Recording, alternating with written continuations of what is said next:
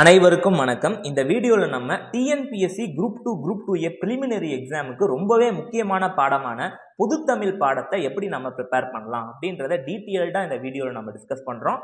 அது மட்டும் இல்ல, புக் லிஸ்ட், தேவையான புக் லிஸ்ட் என்னென்ன, இந்த பாடத்தை எப்படி நம்ம ஸ்ட்ரக்சர்டா படிக்கிறது அப்படின்றத பத்தி இந்த வீடியோல நான் டிஸ்கஸ் பண்ண போறேன். இந்த வீடியோவை ஸ்கிப் பண்ணாம லாஸ்ட் வரைக்கும் பாருங்க. கண்டிப்பா இந்த வீடியோ உங்களுக்கு பயனுள்ள வீடியோவா இருக்கும் அப்படின்னு சொல்லி நான் சொல்லிக்கிறேன்.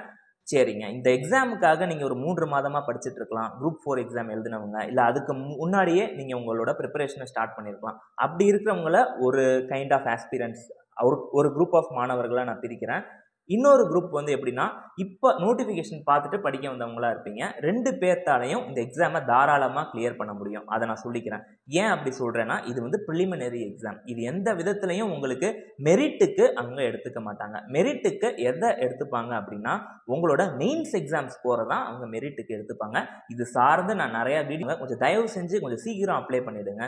எக்ஸாமுக்கு தான் டைம் இருக்கே, அப்ளை பண்ணுறதுக்கான டைம் ஜூலை 19ஆம் தேதி வரைக்கும் அப்படின்லாம் இருந்துடாதீங்க. சீக்கிரம் எவ்வளோக்கு எவ்வளோ அப்ளை பண்ண முடியுமோ அவ்வளோக்கு எவ்வளோ சீக்கிரமாக நீங்கள் அப்ளை பண்ணிவிடுங்க. அது ரொம்ப முக்கியம். அப்ளை பண்ணும்போது எரர்ஸ் எதுவும் இல்லாமல் அப்ளை பண்ணுங்கள். அதையும் நான் அந்த இடத்துல மென்ஷன் பண்ணிக்கிறேன். சரிங்க, இப்போ பொதுத்தமிழ் பாடம் இதை வந்து எப்படி நம்ம படிக்கலாம்?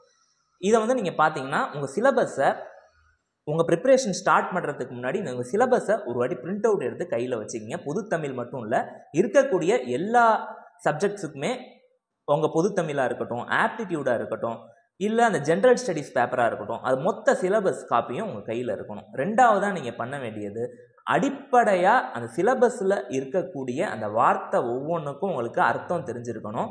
அது எங்கள் ஸ்கூல் புக்கில் கவர் ஆகுது, இதை நீங்கள் பண்ணணும். இது 2 ஒர்க்கு ரொம்ப முக்கியம். இதான் ப்ரிலிமினரி ஸ்டேஜ். முக்கியமாக எக்ஸாமுக்கு படிக்கிறதுக்கு முன்னாடி செய்ய வேண்டிய அடிப்படையான ஒரு காரியம்னா இதுதான். சிலபஸை பிரிண்ட் அவுட் எடுக்கணும். அப்புறம் சிலபஸில் இருக்கக்கூடிய வார்த்தை ஒவ்வொன்றுக்கும் உங்களுக்கு மீனிங் தெரியணும். இதுக்கான கண்டென்ட்டை, அந்த கண்டென்ட்டை நீங்கள் ஸ்கூல் புக்ஸ் மூலியமாக நீங்கள் சேகரிக்க போகிறீங்க. இதை முடிச்சிட்டிங்க அப்படின்னா 50% வெற்றியை நோக்கி நீங்கள் நவுந்துட்டீங்க அப்படின்னு தான் நான் சொல்லுவேன். செகண்டாக நீங்கள் பண்ண வேண்டியது ப்ரீவியஸ் இயர் கொஷின் பேப்பர். இதுக்கு முந்தைய ஆண்டுகளில் டிஎன்பிஎஸ்சி நடத்தின கேள்விகள் அனைத்தையும் நீங்கள் கலெக்ட் பண்ணணும். நான் சொல்கிறது 2015லேருந்து குரூப் 2 எக்ஸாமுக்கு மட்டும் கலெக்ட் பண்ணுமா சார்? அப்படி இல்லைங்க. 2015லலாம் குரூப் 2A அப்படின்னு நடந்துட்டு இருந்துச்சு. 19ல் தான் 2ஐயும் மெர்ஜ் பண்ணுறாங்க. சரிங்களா? 2015ல் குரூப் 2 எக்ஸாமாக இருக்கலாம், இல்லை குரூப் 2Aவாக இருக்கலாம். அப்புறம் குரூப் 4க்கும் தமிழ் இருக்கும். குரூப் 3ன்னு ஒரு எக்ஸாம் நடத்துவாங்க. இது மாதிரி டிஎன்பிஎஸ்சி பல்வேறுபட்ட தேர்வுகளை ஒவ்வொரு ஆண்டும் நடத்துவாங்க. அதில் பொதுத்தமிழ் தாள் எங்கெங்கெல்லாம் இருக்கோ அந்த தாள்களுக்கு உண்டான ப்ரீவியஸ் இயர் கொஷின் பேப்பரை நீங்கள் கலெக்ட் பண்ணி வச்சுக்கோங்க. அவங்க சிலபஸை மேட்ச் பண்ணுங்கள். இப்போ பகுதி ஆ அப்படின்னா இலக்கணம், அதில் ஒரு 21 தலைப்புகள் கொடுத்துருக்காங்க. பகுதி ஆ அதில் இலக்கியம் இருக்குது, அதில் ஒரு 10 தலைப்புகள் இருக்குங்க. பகுதி ஈல தமிழ் அறிஞர்களும் தமிழ் தொண்டும், அதில் ஒரு 21 தலைப்புகள் இருக்குது. அந்த சிலபஸை நல்லா படிச்சுட்டு ப்ரீவியஸ் இயர் கொஷின் பேப்பரை நீங்கள் ரெஃபர் பண்ணுங்கள். இந்த டாப்பிக்கான கொஷின் எப்படி டிஎன்பிஎஸ்சியில் கேள்வி கேட்டிருக்காங்க அப்படின்றத இதை நீங்கள் அனலைஸ் பண்ணும்போது இனி வரக்கூடிய காலங்கள்லையும் கேள்விகளுக்கான அந்த ஒரு பாயிண்ட்டை உங்களால் ஈஸியாக புரிஞ்சிக்க முடியும். கேள்விகள் இந்த அடிப்படையில் தான் இருக்கும் அப்படின்ற அந்த முடிவை உங்களால் எடுக்க முடியும். அதுக்கு தான் previous year question paper analysis முக்கியம் அப்படின்னு சொல்கிறது. சரி, இது முடிஞ்சிருச்சு. இதுக்கப்புறம் புக்ஸை வந்து நீங்கள் 6லேருந்து 12 வரைக்கும் இருக்கக்கூடிய புத்தகங்கள் தான். புது புக்ஸு உங்கள் கையில் இருக்கணுங்க. உங்கள் கையில் அது வந்து ஹார்ட் காப்பியாக இருக்கணும். நீங்கள் கம்ப்யூட்டரை பார்த்து பிடிஎஃப்பில் படிக்கிறேன் சார் அப்படின்லாம் சொல்லாதீங்க. ஒரு ஹார்ட் காப்பியாக இருந்தால் தான் அந்த புக்கில் நீங்கள் கிறுக்குவீங்க, இல்லை அண்டர்லைன் பண்ணுவீங்க, இல்லை சைடில் நோட்ஸ் எடுப்பீங்க. அந்த ஸ்ட்ரோக்ஸ் எல்லாம் உங்கள் மனசில் பதியும். எக்ஸாமில் அந்த கேள்வியை நீங்கள் பார்க்கும்போது உங்களால் ரீகால் பண்ணி எழுத முடியும். இது வந்து அனுபவத்து மூலியமாக தான் உங்களுக்கு வரும். நான் இந்த ஃபீல்டில் 8 இயர்ஸாக இருக்கிறதால இதை நான் சொல்கிறேன். புக்கை ஹார்ட் காப்பியாக நீங்கள் எடுத்து படிக்க ஆரம்பிங்க. இல்லை என்னால் புது புக் வாங்க முடியலன்னா அதை டவுன்லோட் பண்ணி பிரிண்ட் அவுட்டாவது எடுத்து வச்சுக்கிங்க ஸ்டூடெண்ட்ஸ் ஜெராக்ஸில். இது வந்து நீங்கள் பண்ணலாம். ஹார்ட் காப்பியாக நீங்கள் எடுத்து படிக்கணும். இது 3ஆவதுங்க. First syllabus, second previous year question paper, 3ஆவது ஸ்கூல் புக்ஸு. இதை வந்து எப்படி படிக்கிறது? இப்போ பள்ளி பாட புத்தகங்கள் புதிய புத்தகத்தை கலெக்ட் பண்ண சொன்னேன். அதை எப்படி படிக்கிறது அப்படின்னா, 6லேருந்து 10ஆவது வரைக்கும் அட்டை டு அட்டை படிக்கணும்.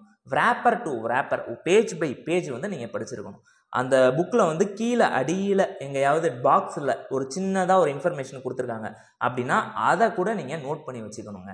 அப்படி நீங்கள் படிச்சிட்டிங்க அப்படின்னாலே இவங்களால 80 கேள்விகளுக்கு மேலே கரெக்டாக எழுத முடியும். பட் நம்மளோட எய்ம் வந்து என்னன்னா 98 கிராஸ் பண்ணணும்.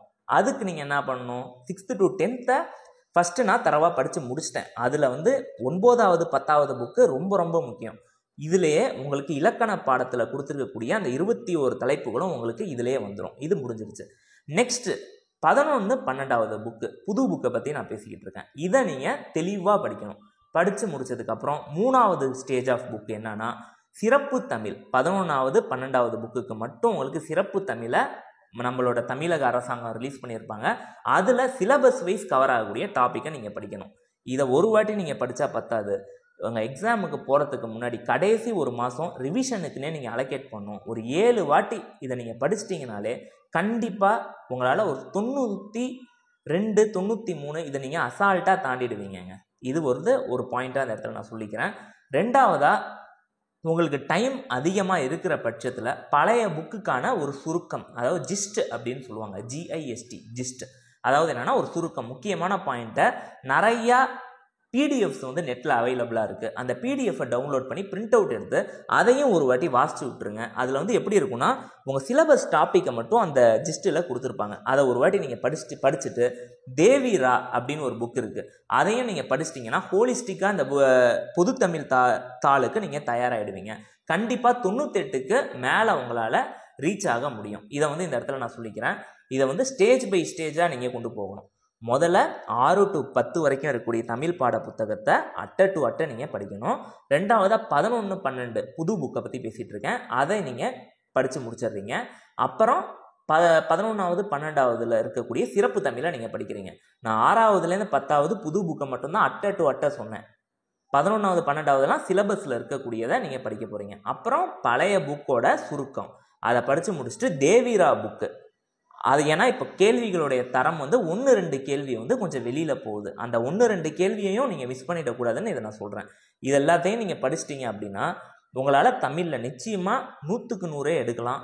98க்கு மேலே தாராளமாக போகலாம். பட் இந்த 3 ஸ்டேஜையும் கண்டிப்பாக நீங்கள் பண்ணி ஆகணும். இதை வந்து நீங்கள் படிச்சுட்டு இருக்கும் போதே டெஸ்ட்டு ரொம்ப முக்கியம். டெஸ்ட்டுனா டாபிக் வைஸ் டெஸ்ட்டு.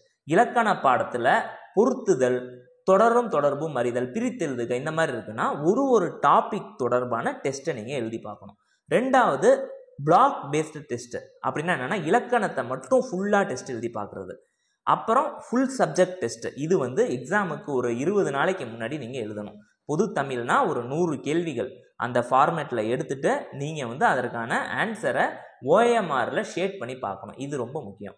அப்புறம் மார்க் டெஸ்ட், இதெல்லாம் டிஃப்ரெண்ட் சரிங்களா. 2 வாரத்துக்கு முன்னாடி எக்ஸாமுக்கு 2 வாரத்துக்கு முன்னாடி நீங்கள் மார்க் டெஸ்ட் எடுக்கணும். அதுவும் ரொம்ப முக்கியம்.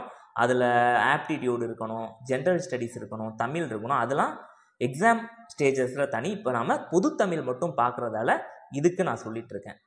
ஒவ்வொரு எக்ஸாம் எழுதும் போதும் உங்களோட பர்ஃபார்மன்ஸ் இம்ப்ரூவ் ஆகணும். அதுதான் எக்ஸாமோட நோக்கமே. நம்ம மார்க் டெஸ்ட் எதுக்கு எழுதுகிறோம் அப்படின்னா உங்களுக்கு பயிற்சி அது ரொம்ப முக்கியம். ரெண்டாவதாக உங்களோட பர்ஃபார்மன்ஸ் ஏறணும். அதாவது மார்க் அடிப்படையில் உங்களுக்கு பர்ஃபார்மன்ஸ் ஏறணும். இதுக்காக தான் நம்ம டெஸ்ட் எழுதி பார்க்க சொல்கிறது. நான் சொன்ன இந்த மெட்டீரியலை முக்கியம், அதையும் ஃபாலோ பண்ணிக்கிங்க. இந்த டெஸ்ட்டையும் நீங்கள் அட்டன் பண்ணிக்கிங்க. கண்டிப்பாக 98 ஒரு ஸ்கோராக நீங்கள் வைங்க. அதை நோக்கி உங்களோட ப்ரிப்பரேஷனை கொண்டு போங்க. கண்டிப்பாக உங்களால் இந்த எக்ஸாமை கிராக் பண்ண முடியும். இது ரிலேட்டடாக உங்களுக்கு ஏதாச்சும் டவுட்ஸ் இருந்துச்சுன்னா கமெண்ட் செக்ஷனில் கமெண்ட் பண்ணுங்கள். உங்களுக்கு சப்ஜெக்ட் ரிலேட்டடாக ஏதாச்சும் லெக்சர்ஸ் தேவைப்பட்டாலும் கமெண்ட் பண்ணுங்கள். அதற்கான ரிப்ளை நான் உடனே சென்ட் பண்ணுறேன். லெக்சர்ஸையும் மேக் பண்ணி என் சேனலில் அப்லோட் பண்ணுறேன். இந்த வீடியோவை இவ்வளோ நேரம் பொறுமையாக பார்த்ததுக்கு ரொம்ப தேங்க்யூ. இந்த வீடியோ உண்மையிலே உங்களுக்கு வந்து ஒரு பயனுள்ள வீடியோவாக இருந்திருக்கும்னு நான் நம்புகிறேன். அப்படி பயனுள்ள வீடியோவாக இருந்தால் கமெண்ட் பண்ணுங்கள். தேங்க்யூ. தேங்க்ஸ் ஃபார் வாட்சிங்.